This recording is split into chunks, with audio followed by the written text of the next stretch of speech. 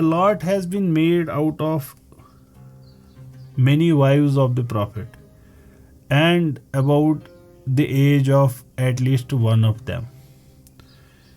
Such comments first come from isolation, people who are not aware of Prophet's life. They wouldn't know it.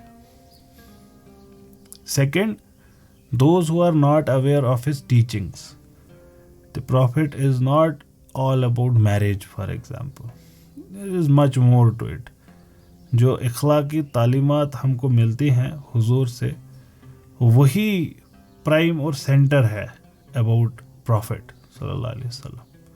What do we learn from him? We learn from him ethical conduct. That's what we learn. And then we see what are his teachings with respect to these things. And we see there's an enormous literature that has been left behind, ascribed to him with a fair degree of certainty, which tells us how to behave, how not to behave. And the directives far outnumber his directives, acts and tacit approvals about matters related to marriage, though they are also part of it. तो अभी के ज़माने में a lot is made out of it, but to understand that we would have to appreciate a few things. वो ये कि पुराने ज़माने में ये जो लिटरेसी रेट्स हैं, पहले तो आजकल के ज़माने में बहुत बढ़ गई हैं, तो हमको पुराना ज़माना अनपढ़ लगता है. सिमिलरली आजकल हमारे जो हेल्थ या टेक्नोलॉजिकल एंडेवर्स हैं, हमको लगता है यही था पास्ट में भी. ऐसा ज़रूरी नहीं है कि ऐसा हो. जब हम पास्ट में जाते हैं तो we find a few things which are very different than ours, which would necessitate particular ways of living, which might sound very different to us today, very obnoxious or out of place today. One of them is polygamy and early marriages, जो इस वक्त unthinkable लगता है. हम उस era में जी रहे हैं जहाँ पे अगर किसी की मौत होती है 70 साल की उम्र में तो वी से कि हाय जवान मौत, वन क्या वुछाव नहीं, वन वुछुन कहीं कि अभी इसने क्या देखा ही था. अभी अपने कहते हैं कि बचन हुन बाहर हो सुन विछने वाइन वुछा, कहते हैं ना हमारे कश्मीरी में ये टर्म्स यूज़ होती हैं कि अभी उन्होंने देखा ही क्या था, अब इनके बच्चे बड़े हो गए, अब उनके पोते थे. 70 दैट इज़ 70. पीपल लिव 80-90 बड़े आराम से आजकल के दौर में. No one would be surprised that someone is 80. Would you be surprised? You would not be. Someone is 90, you would not be surprised. 120 पे सरप्राइज हो जाते हैं आप, 110 पे थोड़ा बहुत सरप्राइज होते हैं. She has touched 100 तो थोड़ा सा इंसान बड़ा वो फील करता है wow. 80 no one is surprised. हमारे अराउंड फैमिलीज के अंदर लोग होंगे जो 80 होंगे और महसूस भी नहीं हो रहा. But this was not always the case. ये हमेशा केस नहीं था. Life expectancy was Fairlie low. Life expectancy कहते हैं कि कितना एक्सपेक्ट हम कर रहे हैं एक एवरेज इंसान जिएगा. ये 40s तक होती थी, 40s में भी हो जाएगी, 30s में भी हो जाएगी, 50s में हो जाएगी ज़्यादा से ज़्यादा, बस that's all. People were suppose to die in a few decades, that's all. पता ही था कि कुछ एक डेकेड्स हैं फिर गुजर जाएंगे फॉर वन रीज़न और अनदर. पहले तो पेनिसिलिन अभी डिस्कवर नहीं हुआ था, दैट मीन्स एंटीबायोटिक्स हमारे पास नहीं थे. Single source of death enough वो है एंटीबायोटिक्स का ना होना. फिर उसके बाद वॉरफेयर, प्लेग्स, कैथसाली, एनिमल्स. ये जो अभी का सोशल स्ट्रक्चर है जहाँ पे आप बैठे हैं ना, ये सारे एक वक्त पे जंगल रहे होंगे. जहाँ पे भी आप इस वक्त बैठे हैं एक वक्त पे जंगल रहे होंगे. खूंखार जानवर आसपास से गुजरे होंगे. जहाँ पे आपके इस वक्त पैर है, किसी शेर ने भी पैर रखा होगा एक वक्त पे. Death was the normal state of being. होना मुश्किल था, ना होना आसान था. ऐसे हालात में we would want, if we were a society like that, we would want more of our women to have maximum fertility. A woman would be treasured for her capacity to bear a child. And a man, what would he want? He would want to be able to spill over his seed as much as possible. For this very reason. Now, children are also very important. Why would a man want to do that? We can have many men and many women. Why would a man want to do that? Because nation states अभी develop नहीं हुई है. अभी यही है, ये अकेला बंदा है, इसका भाई है, बस ये दो हैं. इनको बचाना है खुद को बाकी से. अब एक कबीला है, क्लान है, इसको बचाना है. क्लान कैसे बचाएगा?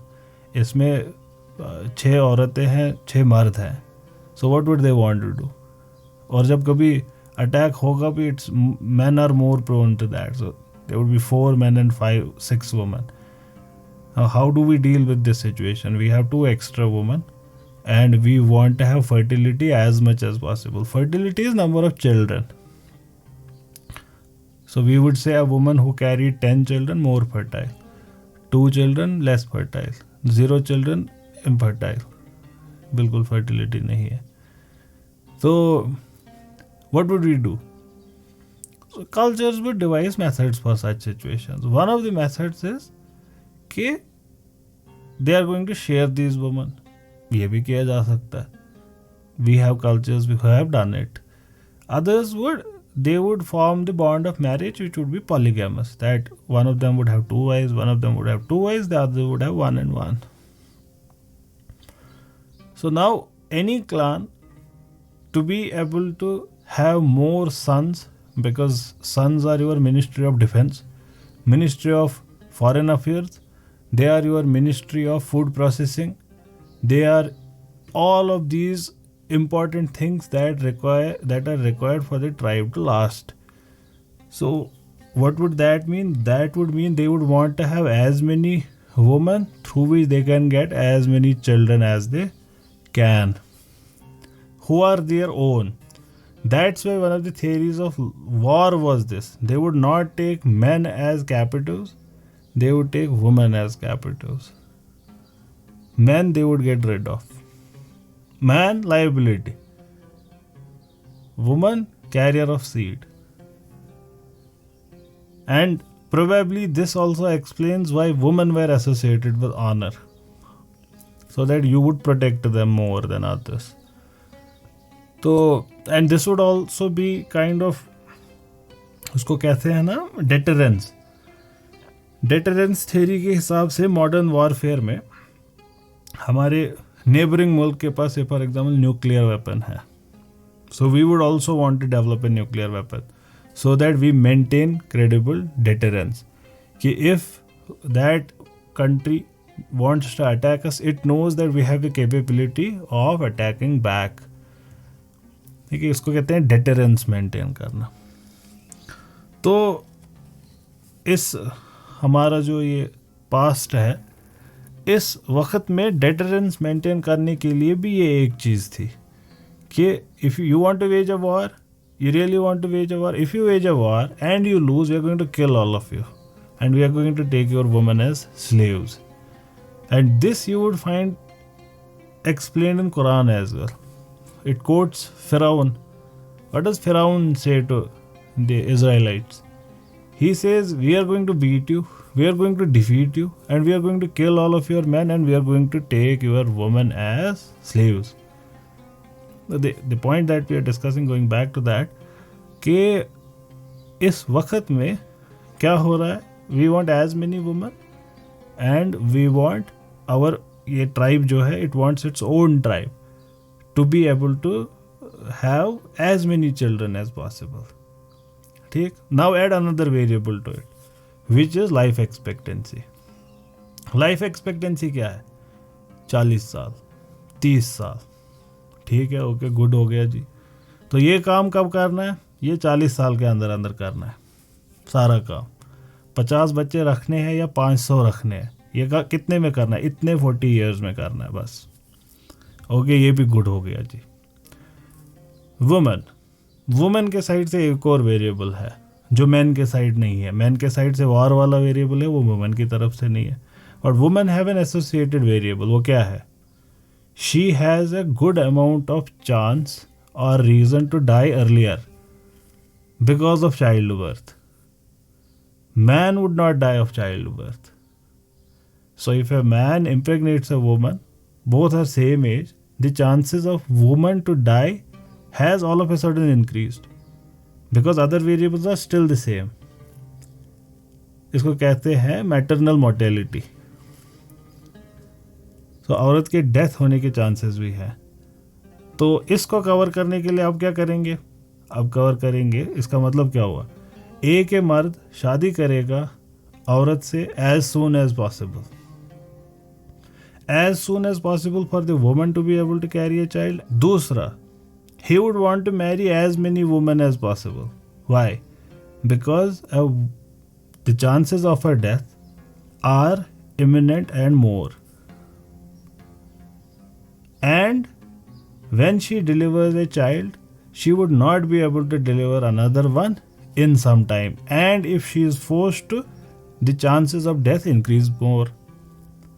That means after birth, the woman has to have some time. The man doesn't need. He can impregnate daily. So what would he want? He would want more women. So polygamy के reasons historic ये हैं, early marriage के reasons ये है। Then there is another variable, why would this child survive, why on earth would it survive? ये कौन सा schemes में पैदा हुआ है, इनक्यूबेटर में रखा गया है? There are enough chances that this child is also going to die, in fact ही। इसको कोई मिशन इंद्रधनुष के तहत ये नहीं लगे हैं वैक्सीन्स, BCG नहीं किया गया है इसको। इसका सेरलैक, NAN1, NAN2, इसको ये नहीं खिलाया जा रहा है। देयर आर एनफ चांसेस कि ये बच्चा भी, इसको कहते हैं इन्फेंट मोर्टेलिटी। इन्फेंट मोर्टेलिटी आपको देखना है कि उस सोसाइटी में इन्फेंट मोर्टेलिटी ज़्यादा रही होगी या कम। इस वक्त भी इसके एविडेंसेस हैं। जितनी एडवांस्ड कंट्रीज होती हैं उनकी इन्फेंट मोर्टेलिटी और मैटरनल मोर्टेलिटी कम होती है। जितनी अंडर डेवलप्ड होती है कंट्री, उतने उनके ज़्यादा होती है ये दोनों मोर्टेलिटीज़। लाइफ एक्सपेक्टेंसी भी जितनी डेवलप्ड कंट्री होती है उतना ऊपर होता है, और जितना वो अंडर डेवलप्ड होगी उतनी कम होगी। तो sum total of this discussion then would be cultures around the world would want their children, men and women, to marry as soon as possible. Second, they would want men to marry as many women as possible. At the same time, then, cultures would devise methods for a kind of fair distribution of these women among men. How? What would they do for that? They would put a limit on marriage. They would put a limit. How would they do it? It would either be done through norms, laws and regulations, or simply by economic means. You are not able to sustain women. Why would they be there? They would not be there. Someone else would come and take them away. So economic reason की वजह से अगर आप अब किसी भी ancient society को देखेंगे, lower rungs of the society they would marry one, और upper echelons वो क्या करेंगे? They would marry more than one. या आप लगभग हर सोसाइटी में देखेंगे एंशंट वर्ल्ड में, प्योर इकोनॉमिक रीजंस की वजह से। They would be able to sustain all these women, the others would not be able to. या फिर नॉर्म्स सेट होंगी कि marry women of your choices in 2s, 3s और 4s. If you can not do justice between the marry only one. ये एक norm set हो गया, एक लॉ आ गया कि तुम इतना ही कर सकते हो, 4 से ज़्यादा नहीं कर सकते, 3 ही कर सकते हो, 2 ही कर सकते हो. If you do not have means एक ही करनी है. जस्टिस नहीं कर सकते, एक ही करनी है. हिंदुस्तान में भी ऐसे रूल्स हमको मिलते हैं. तो ट्राइबल सोसाइटीज़ को अगर आप अभी भी देखेंगे, you would find this. Then there would be honour etcetera associated. Marriage जिससे हम रिलेशंस आपस में बनाएंगे, रिश्तेदारी बढ़ाएंगे. 2 ट्राइब्स साथ में बेहतर है 1 ट्राइब अकेला उससे. So how would we do that? By cross marrying into one another's tribe. So all of these reasons would make ancient world where people would marry very young. And this is not a story which is very old. If you go to villages, or if you go to tribal areas, or if you talk to your grandparents, you would see they must have married earlier as compared to where you are. I wouldn't say that they married at 13 or 14, though there are such examples, but definitely earlier than you. और जो उनसे पहले के होंगे उन्होंने और भी earlier.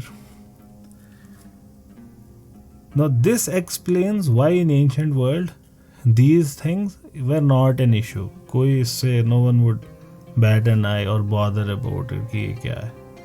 ये modern era की morality है जो क्रिएट हुई है by the unique circumstances we are faced with, जहाँ पे मोर देन वन मैरिज, इसको ऐसे हम देखते हैं कि oh this is not fine, एक से ज़्यादा शादी.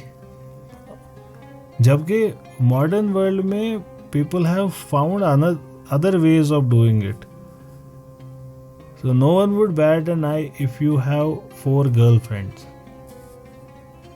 But if you start giving them rights, all of those 4, that's a problem. If you give them rights, otherwise not an issue. They were willing, you were willing, तो क्या किसी को दिक्कत. But if you give them rights, अगर तो हुकूक दे दिए उनको, घर दे दिया, रेस्पेक्ट दी, तब इशू है. तो खैर, this was about no matter how many wives a man had and the frequency of infant mortality. तो इसीलिए 10 औलादे और 10 बेटे होना ऑलमोस्ट इम्पॉसिबल था इस दुनिया में. Now you can understand why. क्योंकि इन्फेंट मोर्टेलिटी की फ्रीक्वेंसी, मैटरनल डेथ की फ्रीक्वेंसी, उसमें ऐसी लक्जरी इम्पॉसिबल था